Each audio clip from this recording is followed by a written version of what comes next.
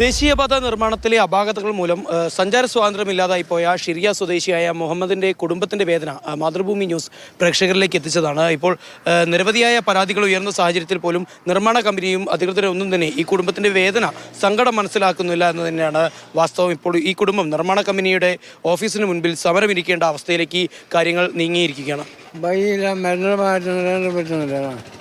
വെള്ളമില്ല, റേഷനില്ല, യാതൊന്നുമില്ല, കൊടുങ്ങിക്കൊടുക്കുകയാണ് അവിടെ. ഈ ആശുപത്രി പോകാനുള്ള കാര്യങ്ങളൊക്കെ പറഞ്ഞിരുന്നല്ലോ. അപ്പോൾ കളക്ടർക്കൊക്കെ പരാതി കൊടുക്കുമ്പോൾ അവരെന്താ പറയുന്നത്? കളക്ടർ വലിയ പ്രയാസമല്ല അതിലൂടെ? ഭയങ്കര പ്രയാസമാണ്. കുട്ടികളൊക്കെ ആയിട്ട് യാത്ര ചെയ്യാൻ ബുദ്ധിമുട്ടുണ്ടല്ലേ? ഭയങ്കര ബുദ്ധിമുട്ടുണ്ട്. കുട്ടികളെ കൊണ്ടുവരാൻ കഴിയുന്നില്ല. 6 മാസം ഞങ്ങൾക്ക് ആക്കുന്നത്. അന്ന് ഓറി എടുക്കുമ്പോൾ 3 ദിവസത്തിൻ്റെ ഉള്ളിൽ വിസു കഴിഞ്ഞിട്ട് ഞങ്ങൾക്ക് ശരിയാക്കി തരുമെന്ന രീതി എടുത്തത്. ഇപ്പം ഞങ്ങൾക്ക് ലീവാണെന്ന് പറഞ്ഞത്. പിന്നെ ഓറി ഇങ്ങനെ അങ്ങോട്ടും ഇങ്ങോട്ടും പഞ്ചായത്ത് ഷോറെന്ന് ചൊല്ലിയിട്ട് ഞങ്ങൾ ഇതാക്കി. ഞങ്ങൾ വലിയ ബേജാറിലുണ്ട്. ഞങ്ങൾക്ക് ഒരു വെള്ളം കുടിവെള്ളം ഇല്ലാതെ ഞങ്ങൾ ബുദ്ധിമുട്ടാൻ വയ്ക്കുന്നുണ്ട്.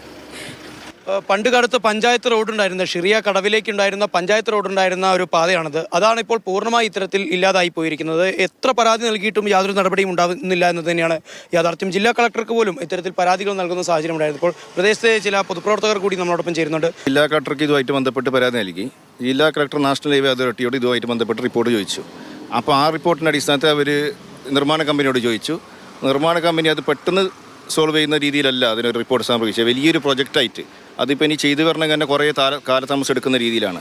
സാങ്കേതികതയുടെ നൂലാമാലകൾ പറഞ്ഞാണ് ഇപ്പോഴും ഈ കുടുംബത്തെയും നിർമ്മാണ കമ്പനിയും അധികൃതരും ഒരേ സമയം പറ്റിക്കുന്നത്. വികസനം വേണം, പക്ഷേ അത് സാധാരണക്കാരുടെ കണ്ണീരൊപ്പുന്ന രീതിയിലുള്ള വികസനം തന്നെയാണ് നമ്മുടെ നാടിന് വേണം എന്ന് തന്നെയാണ് പറഞ്ഞു വെക്കാനുള്ളത്.